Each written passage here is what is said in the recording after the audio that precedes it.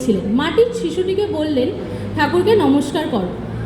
শিশুটি শুনল না। মাটি আরও 3-4 বার বলার পর যখন শিশুটি তার কথা শোনে না, তখন মাটি শিশুটির ঘাড় ধরে তাকে নমস্কার করানোর চেষ্টা করে।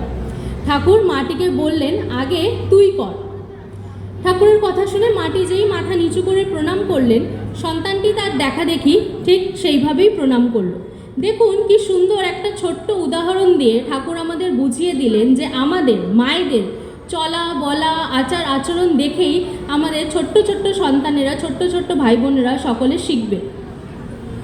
একটা ছোট্ট ঘটনা বলি। আগের বছর আমি আমার বাবার সাথে দেওঘরে গিয়েছিলাম। তো ওখানে আমার শরীরটা একটু খারাপ হয়ে গিয়েছিল বলে আমি রুমের মধ্যেই ছিলাম। আমি শুয়ে শুয়ে ঠাকুরের নাম জপ করছিলাম। আচার্যদেব যখন নাগমণ্ডপে এসে বসেন, তিনি বাবাকে দেখেন। তিনি বাবাকে জিজ্ঞেস করেন, মেয়ে আসেনি, মেয়ে কোথায়, মেয়েকে ডাকুন।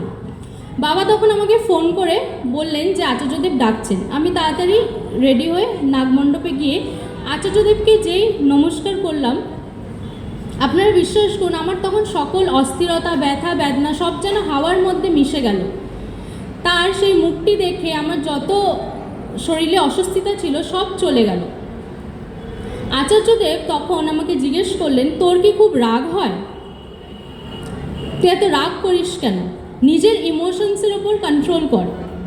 সত্যি কথা বলতে আচার্যদেব তখন আমাকে এই কথাটি কেন বলেছিলেন আমি কিন্তু বুঝতে পারিনি। দেখুন, ওনারা তো ঠাকুর মানুষ, ওনারা সবই বোঝেন, ওনারা মানুষকে দেখলে ওনাদের মনের কথাও বুঝতে পারেন। আমার আচার্যদেব বুঝেছিলেন যে আমি এর আগে জীবনের যে ডিসিশনসগুলো নিয়ে এসেছিলাম সেগুলো প্রচণ্ড ইমোশনাল ডিসিশনস নিয়ে এসেছিলাম, যার জন্য আমাকে জীবনে অনেক কিছু আমি জীবনে অনেক হার্ট হয়েছিলাম, আমাকে জীবনে অনেক কিছু দিয়ে যেতে হয়েছিল। তাই আচার্যদেবের কথাটি শুনে আমি যখন জীবন চলা শুরু করি, আজকে 1 বছর পর আমি কিন্তু একজন স্ট্রং ইমোশনাল উইমেন হয়ে দাঁড়িয়েছি। আজকে আমার জীবনে ভগবান না থাকলে আমি হয়তো আপনাদের সামনে এখানে দাঁড়াতেও পারতাম না। আচার্যদেব আমাকে সবসময় বলেছেন যে নিজের ওপর বিশ্বাস রাখ, তুই পারবি, তুই নিশ্চয়ই পারবি। আর বিশ্বাস করুন, আজকে কিন্তু আমি পেরেছি। আমি আমার ডিপ্রেশনকে ফাইট করতে পেরেছি, আমার ভয়কে জয় করতে পেরেছি, এবং জীবনে যে আগেও যে পথগুলো আছে সেগুলো খুব সুন্দরভাবে আমি জীবনযাপন করতে পারছি। আমাদের শুধু ঠাকুরকে মাথায় নিয়ে চলতে হবে, কারণ পরমপিতা মাথায় যার, ভয় দেখে বাধা কি তার।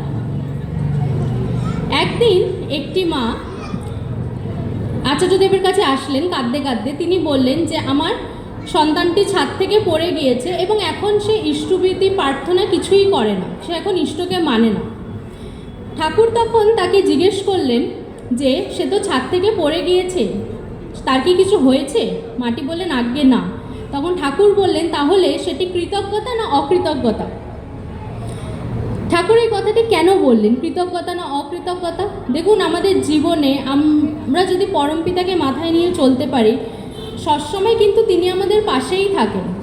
আমাদের সবসময় কৃতজ্ঞতা থাকতে হবে। সেদিনকে ওই সন্তানটি সকালে উঠে যে ইষ্টভীতি করেছিল, ঠাকুর কিন্তু তার ইষ্টভীতিতে সাড়া দিয়েছেন। সে ছাদ থেকে পড়ে গিয়েছিল, কিন্তু তার কিন্তু কিছু হয়নি, তার কিন্তু কোনো ক্ষতি হয়নি, ঠাকুর তাকে বাঁচিয়েছেন। তাই আমাদের সবসময় কৃতজ্ঞতা হয়েই থাকতে হবে জীবনে। আচার্যদেব মায়েদেরকে নিয়ে কয়েকটি কথা বলেছেন। তিনি বলেছেন যে মেয়েদেরকে কোনো গোপন কাজ করলে সবসময় মাদেরকে সেটা জানানো উচিত।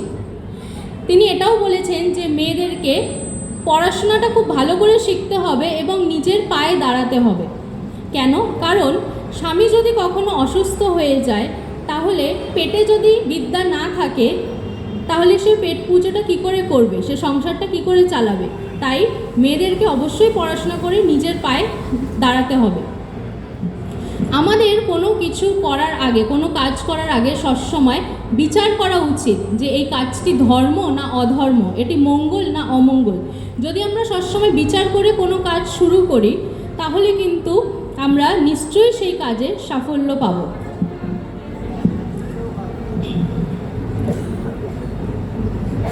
তাহলে আমরা নিশ্চয়ই সেই কাজে সাফল্য পাব। আমি এই বলেই শেষ করব যে